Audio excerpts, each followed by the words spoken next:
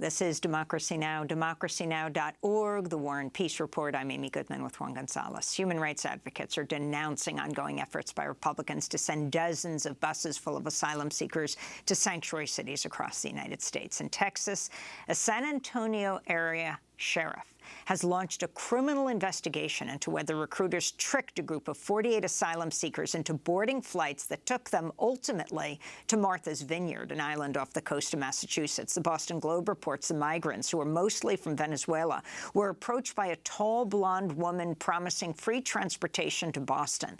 Lawyers for the migrants say she also gave them a brochure with false information. The Massachusetts-based Lawyers for Civil Rights shared the brochure online with, quote, numerous false promises to our clients, including of work opportunities, schooling for their children, and immigration assistance in order to induce them to travel, unquote. Bexar County Sheriff Javier Salazar said Monday the asylum seekers were instead unceremoniously left stranded. Our understanding is that a Venezuelan migrant was paid what we would call a bird dog fee to recruit approximately 50 migrants from the area around a migrant resource center on San Pedro here in San Antonio. As we understand it, 48 migrants were lured, I will use the word lured, under false pretenses into staying at a hotel for a couple of days. They were taken by airplane. At a certain point, they were shuttled to an airplane where they were flown to Florida and then eventually flown to Martha's Vineyard, again, under false pretenses is the information that we have, that they were promised work, they were promised the solution to several of their problems. They were taken to Martha's Vineyard from what we can gather for little more than a photo op, video op, and then they were unceremoniously stranded in Martha's Vineyard. Last week, Florida Republican Governor Ron DeSantis took credit for sending the asylum seekers to Martha's Vineyard, saying it's part of a broader scheme by Republican governors to bus or fly migrants to states controlled by Democrats, and vowed to push forward on a $12 million state-funded program to relocate so-called unauthorized aliens to so-called sanctuary cities. I got $12 million for us to use, and so we are going to use it, and you're going to see more and more, but I'm going to make sure that we exhaust all those funds, because I think it's important. I think people want to see that we're actually standing up and trying to protect the state against Biden's really, really reckless policies. This comes as reporter Judd Legum tweeted that one of the planes used in DeSantis' Martha's Vineyard stunt is currently scheduled to travel tomorrow from San Antonio to Florida to a small airport near Biden's house in Delaware, unquote. Just last Thursday, about 100 asylum seekers from Colombia, Cuba, Guyana, Nicaragua, Panama, and Venezuela were dropped off in front of Vice President Kamala Harris's residence in Washington, D.C. The buses were sent from Texas by Republican Governor Greg Abbott. This is an asylum seeker from Venezuela. It was a very long trip, quite tough. We didn't expect to be left adrift here, without knowing where to head to. Our objective is to reach New York. As the White House denounces Florida Governor Ron DeSantis and Texas Governor Greg Abbott for busing and flying asylum seekers to liberal states, we turn now to look at a largely forgotten piece of U.S. history. This has happened before. It was the reverse freedom rides of 1962, when white segregationists tied to the white supremacist citizens' councils bussed African Americans to northern areas, including Cape Cod, Massachusetts, where President John F. Kennedy had a summer home in Hyannis. Black families were promised good jobs and free housing, only to find out they'd been tricked. The Boston public media outlet GBH has closely documented the legacy of the reverse freedom rides. In 2019, the station produced a short documentary titled The Long Journey North. This is Betty Williams, who arrived in Hyannis, Massachusetts with her family after being tricked into leaving their home in Arkansas. My mother was told she was going to have better everything. She was going to have a job, and she was going to be able to support her family, and her children was going to be able to get an education, you know, be able to go to school. You know, that alone was not the truth.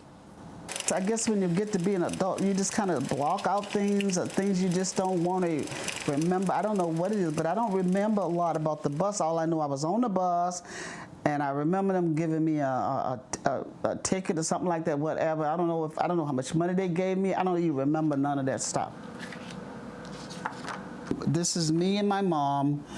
That's me, and that's my wonderful mother who is going on to be with the Lord. We didn't really have anything. We just had our clothing. We didn't have furniture, stuff like that we can bring here.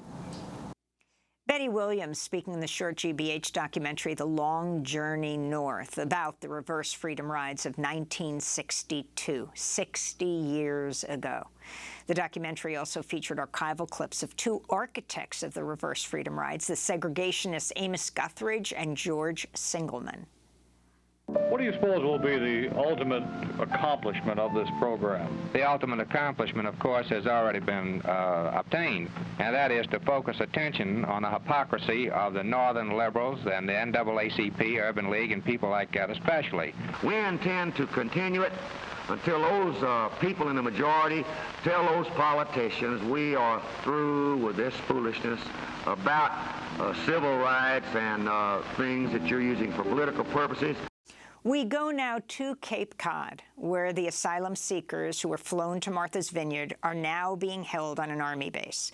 We're joined by Mwalim Peters, professor of English and Black Studies at the University of Massachusetts Dartmouth. He's also commissioner for the Barnstable County Human Rights Advisory Commission and a member of the Mashpee Wampanoag tribe.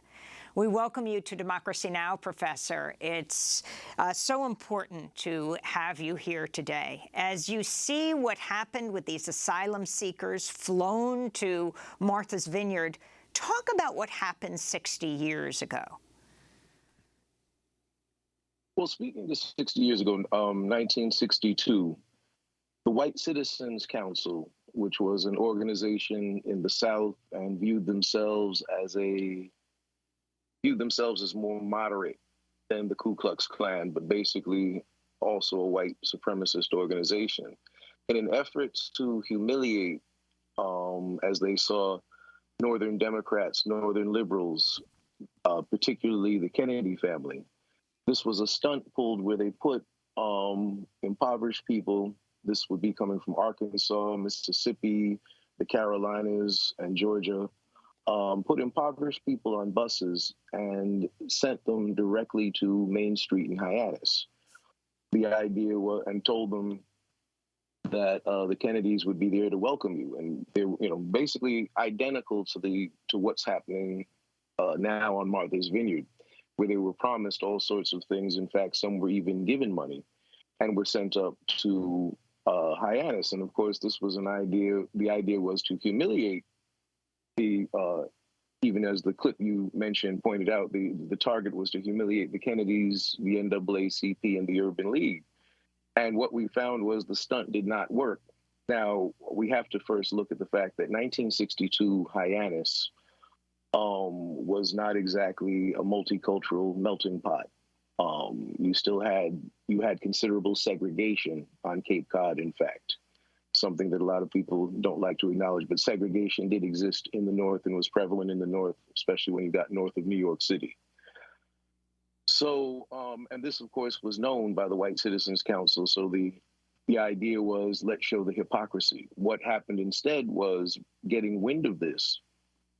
The Kennedy family and the branch of the NAACP actually were prepared and actually were able to provide some kind of welcome, some kind of support, some kind of assistance for the busloads of people who were transported up to Hyannis. So the stunt really didn't work. Instead of demonstrating hypocrisy, it was an opportunity to demonstrate, no, we stand behind what we say.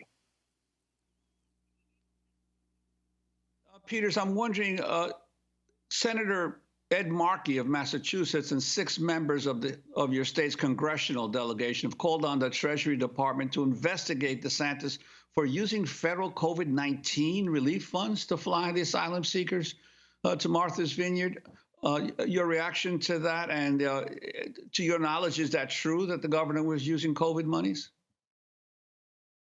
To my knowledge, that is the understanding, that this was relief funding that was being used, and this was how he designated the best use of the funding. And of course, when you consider how much of the population of the state of Florida lives at or below poverty level, that's remarkably irresponsible, especially given the fact that we're still dealing with the pandemic. Despite President Biden's announcement, we're still very much dealing with the pandemic, especially in poorer areas. But no, this requires some investigation. There are a number of things about what has taken place that require a level of investigation. In accord with the sheriff's investigation, we're looking at issues that would basically be human trafficking. We're looking at issues of how many of these asylum seekers are undocumented. So this is improper transportation of basically undocumented asylum seekers. This, beside being remarkably irresponsible, aside from being, a human rights violation, you're sending people and stranding them in areas, and you're not even concerned about you're sending people into these areas and stranding them. But we're looking at human rights violations. We're looking at potential human trafficking. We're looking at any number of basically, potentially criminal infractions, let alone just moral and ethical. And I'm wondering also, there are some critics of this who say that the governors Abbott and DeSantis are in effect trying to, in a situation where increasingly as a result of the Supreme Court decision on abortion, there was a gathering steam among Democrats toward the election in November, that now these Republican governors are trying to utilize immigration as a way to raise this issue just before the election to curry favor among more conservative voters for the Republican Party. I'm wondering your thoughts about that, and also that Governor DeSantis, most of these folks are Venezuelan, and there's been a sharp increase in Venezuelans at the border, apprehended at the border in the last few months, and the Florida happens to be the state with the largest Venezuelan population in the country, and Venezuelans are in fact the fastest growing Latino group in recent years in the country. I'm wondering your thoughts about those two issues. Loaded deck. I'm sorry. With the issue of immigration, that is something that continually comes up. What we have to look at is American history. And we have to look at the fact that when we look at American history, we also have to acknowledge the fact that a foundation principle of the United States is white supremacy. So therefore, the presence of brown and black people, other than as chattel, were constantly a problem and constantly an issue. When we look at human trafficking, we look at the deportation of Native people, of Wampanoag, Nipmuc, and Narragansett people in particular, were exported to the Bahamas, were exported to Europe, were exported to North Africa, were exhibited in parts of Europe, for example.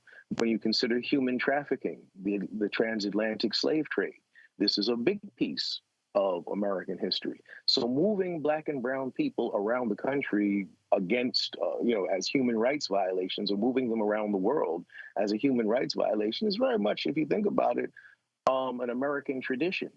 And then when you look at people like DeSantis and like Abbott and the whole notion of the MAGA movement, Make America Great Again, the undercurrent of the Make America Great Again is to go back to these foundation principles before black and brown people were human beings, when we were flora and fauna, basically, of this country. And this is the treatment that you see still taking place to this day. Peters, do you think this will backfire against these Republican governors? The Washington Post had a piece that at the time, 60 years ago, the New Orleans radio station denounced the campaign as sick sensationalism bordering on the moronic. A Gallup poll then showed widespread disapproval of the White Citizens Council's tactics, even among white Southerners. We have 10 seconds. this is going to backfire. It's going to backfire considerably because you do have to remember that you have a considerable red populace still up in these states, and they're being impacted right along with. You have a number of Republicans who own homes on Martha's Vineyard. Well, we want to thank you so much for being with us. Professor Mwalim Peters of English and Black Studies at University of Massachusetts Dartmouth, also Commissioner for the Barnstable County Human Rights Advisory Commission, member of the Mashpee Wampanoag tribe, speaking to us from Cape Cod. I'm Amy Goodman with Juan Gonzalez.